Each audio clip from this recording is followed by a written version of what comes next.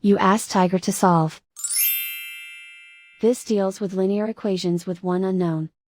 The final result is m equals 1 over 2. Let's solve it step by step. Simplify the expression.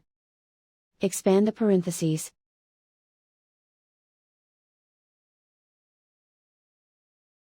Multiply the coefficients. Simplify the arithmetic. Group all m terms on the left side of the equation. Subtract 28m from both sides. Group like terms. Simplify the arithmetic.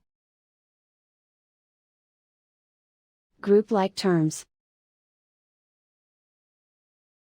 Simplify the arithmetic. Group all constants on the right side of the equation. Add 2 to both sides. Simplify the arithmetic.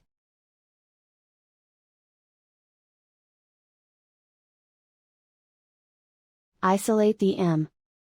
Divide both sides by -24. Cancel out the negatives. Simplify the fraction. Cancel out the negatives. Find the greatest common factor of the numerator and denominator.